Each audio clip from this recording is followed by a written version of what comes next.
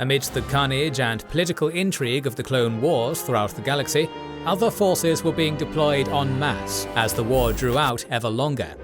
Each side would descend to ever more desperate strategies to end this abhorrent bloodshed, which neither side saw as their fault thanks to the dark forces toying with their minds through spies, propaganda, and assassins. Welcome to the Wizards and Warriors channel. We're glad to have you with us on our next jump into the Star Wars universe. As is our custom, we invite you to get comfortable and grab your favorite bounty hunter plushie as we recount the tales of a galaxy riddled with crime, special agents, and the operations that would see the galaxy far, far away more divided than ever. As it stood by this point in the war, the Republic had earned far more victories than it had incurred defeats. The Separatists, however, had still managed to gain significant ground thanks to the numerical superiority of its forces, primarily in the Outer Rim, due to both the Republic focus on controlling major hyperlanes and the lack of allegiance Rimwood planets felt towards the Republic, which many felt ignored them. Seeing that the Separatists couldn't beat the Republic in the field, and the Republic couldn't be on all fronts at once, both sides decided to revisit a strategy each had tried before, that of targeting each other's command structure. Some may recall from viewing our previous videos that the Republic had adopted this strategy fairly early on, as they realized that they couldn't win via battle alone, and had made it a priority to target members of the CIS military command structure. Key targets under this strategy had included General Grievous, Count Dooku, and members of the Separatist Council.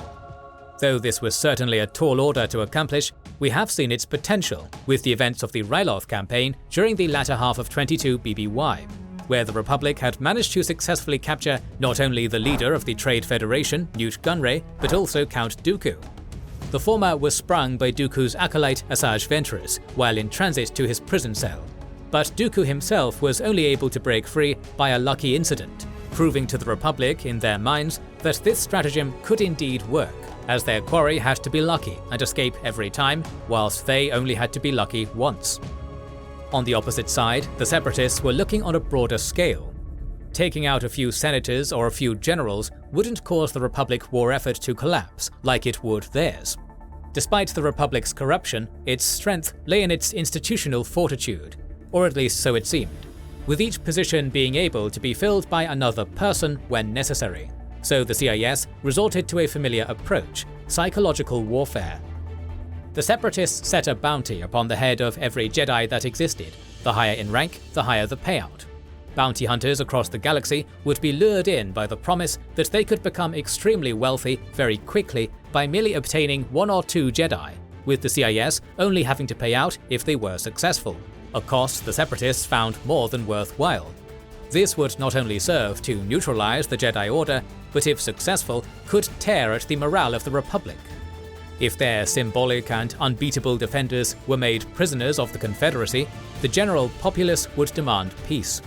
What's more, the Jedi had proven themselves to be able to turn sure defeats into decisive victories with their skills in the Force, making them the most valuable Republic military asset on top of their symbolic strength. Losing the Jedi, therefore, meant losing the support of the people and their greatest assets on the battlefield. The Republic would have no choice but to capitulate. While the Jedi Order certainly felt the effects of this new attack against them, it didn't work to the extent the CIS hoped.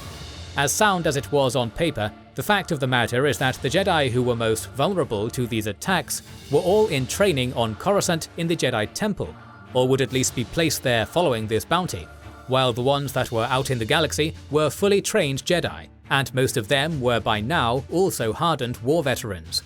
This means to the average bounty hunter, these people were far beyond their skill level to catch, and many dared not even try, thanks to the air of invincibility these warriors still projected, though that doesn't mean none tried. One incident which occurred during this year involved the son of Jango Fett, a bounty hunter himself that some of you may recall was the template for the clone army. His death in the opening battle of the war left his son, Boba Fett, an orphan, and the fact that it was a Jedi who killed him embittered the boy to the Jedi. The younger Fett had by now taken what he had inherited from his father and followed in his father's footsteps as a bounty hunter, collecting around himself a group of ne'er-do-wells who set their sights on this lucrative bounty. Their main target was of personal significance to Fett, the Jedi High Council member Master Mace Windu, who had killed Jango at Geonosis. This, however, did not go well. Through a series of cunning attempts, Boba would come close to achieving his goal, but he never was quite able to capture the Jedi Master, only being able to occasionally pin him in place. Though he would go on to become one of the deadliest bounty hunters in galactic history, he was still but a boy, and by the end of this chase, he was himself captured by the Republic. The Republic's attempts on the CIS leadership fared little better, as being given that grain of hope with Gunray and Dooku's capture early in the war, however temporary, meant the Republic overlooked the flaws and obstacles of this strategy. Dooku had learned from the previous experience and rarely gave the Republic an opportunity like the one they'd had before, always under escort and always heavily guarded, delegating the frontline tasks onto Ventress and similarly formidable but expendable underlings. This meant that the Republic only had one realistic target, and it was one who relished his importance and infamy, General Grievous. The Jedi-hunting cyborg general needed no bounty to pursue his foe, and he made it his priority to take out the Jedi Council himself. In this goal, he would prove his capabilities against the Jedi yet again, when he lured Jedi Master Eth Koth into captivity by baiting with attacks on important hyperlanes which had proven a priority for Republic defense, following up by suddenly attacking Koth's ship, the Venator-class Steadfast, which he overwhelmed with his heavy Recusant-class destroyer, quickly capturing the Jedi Master. The Jedi didn't have to wonder as to Koth's fate for long, as Grievous broadcast himself with his captive to the Jedi Temple, gloating of his victory and the Jedi's ineptitude, while also hoping to make them desperate enough to make more mistakes, which would allow him to take more Jedi captives. Unfortunately for Grievous, he underestimated the Jedi Master in his custody, and Koth was able to utilize silent hand signals to indicate that they were currently in the Saleucami system.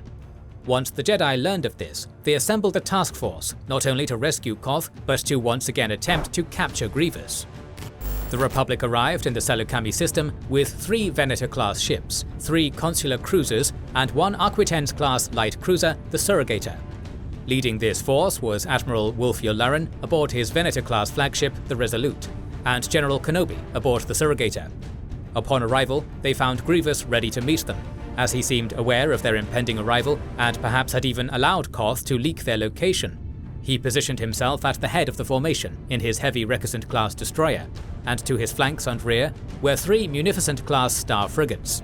Kenobi advanced ahead of the Republic forces in the Surrogator, accompanied by 3 consular cruisers, whilst the Venators slowly approached. Grievous, knowing his most hated foe Kenobi was aboard the Surrogator, did not destroy the ship, as he probably both ought to and could have, and instead assaulted the vessel until he was able to catch it in his tractor beam. He then began preparations to board the vessel.